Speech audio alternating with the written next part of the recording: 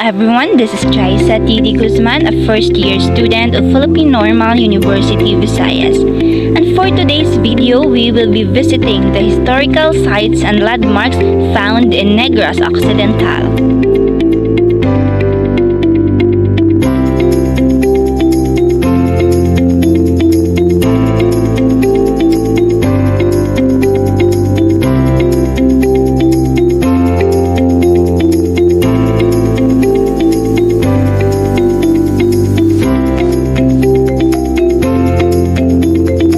So what is a historic site? A historic site or heritage site is an official location where pieces of political, military, cultural, or social history have been preserved due to their cultural heritage value.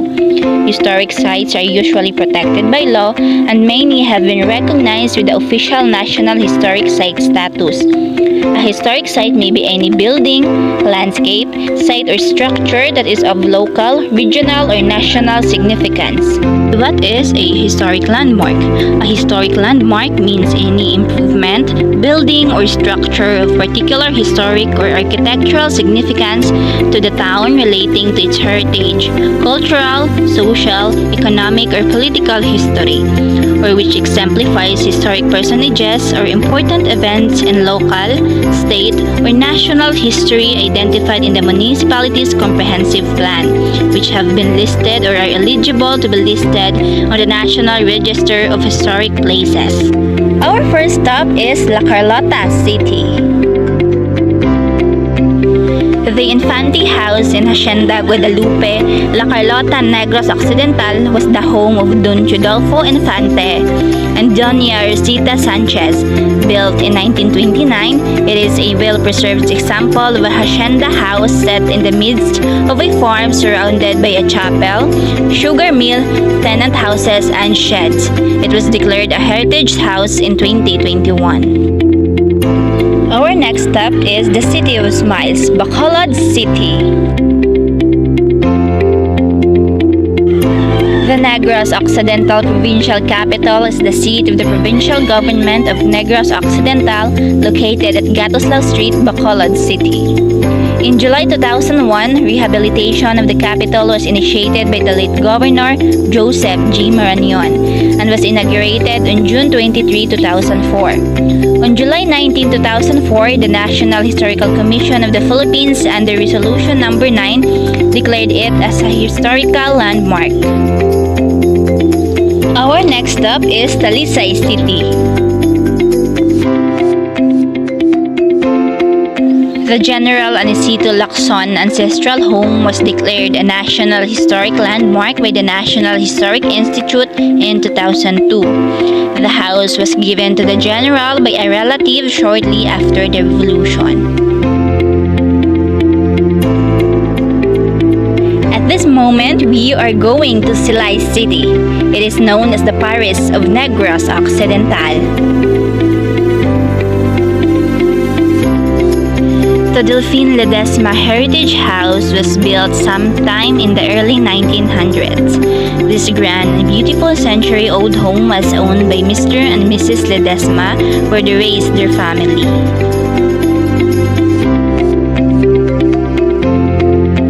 The German Unson Heritage House is located at Silay City. Built sometime in 1938, the two-story neo-Spanish style house underwent renovations in mid-1970s, restoring the house to its original design. It was declared as a heritage house by the National Historical Institute in 2015.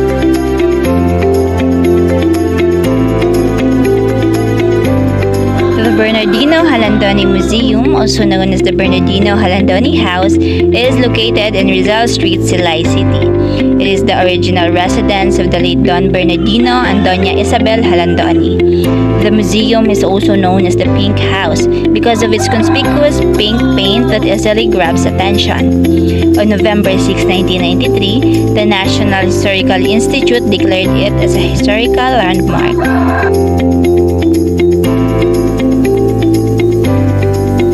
The Jose Cortiza Locsin Ancestral House is a two-story heritage house owned by the family of Jose Cortiza Locsin, a Filipino doctor and politician in Silay City.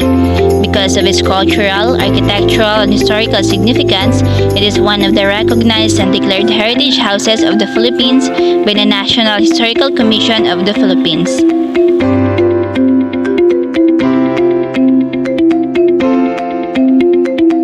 The Victor Fernandez Gaston Ancestral House, popularly known as Balay Negrense, is a heritage house turned museum owned by the family of Victor F. Gaston, a 19th century Negrense sugar baron and son of one of the pioneers of sugarcane cultivation in Silay City. Because of its cultural, architectural, and historical significance, it is one of the recognized and declared heritage houses in the country by the National Historical Commission of the Philippines.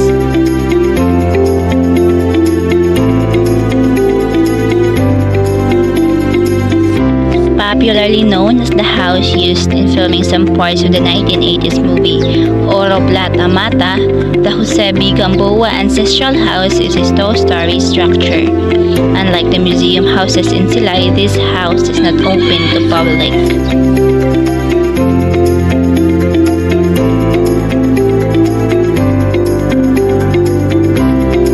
The Angel Araneta Ledesma Ancestral House, also known as Balay Verde, is one of the heritage houses in Silay City. It was built in 1933 using the logs that were available in the lumberyard business of Angel Ledesma.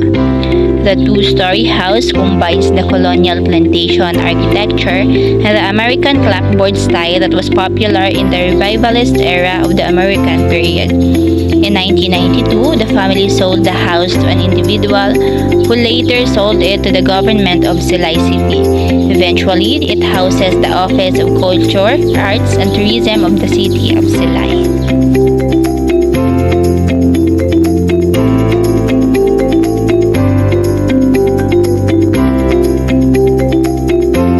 Formerly one of the traditional heritage houses, this site now is popularly known among tourists as a bed and breakfast, 1898 Casa and Restaurante. The Generosa Reyes Gamboa Heritage House is also considered to be the first twin house of the Philippines, built in 1898.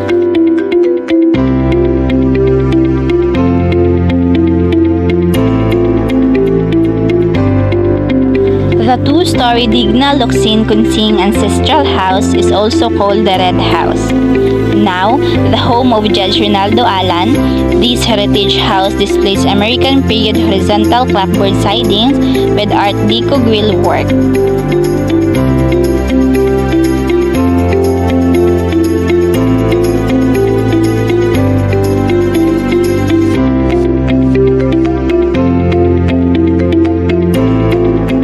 This house is a standout among the heritage houses in Silay City. It showcases a classic bahay na bato which is from the late Spanish colonial period.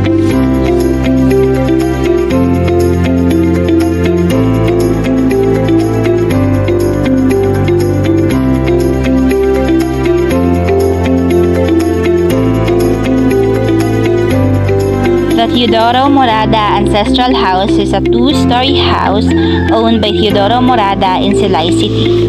Because the house is painted white, it is called by the locals as the White House. It was built in the early 1900s and was declared as Heritage House pursuant to the Board Resolution of the National Historical Commission of the Philippines.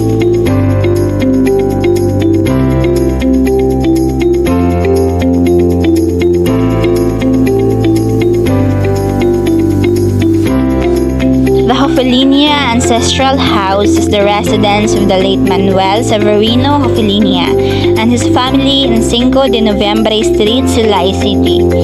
The home was built by Hofelinia for his wife Hilda Ledesma Huhilia, a former Miss Silay, and their 9 children.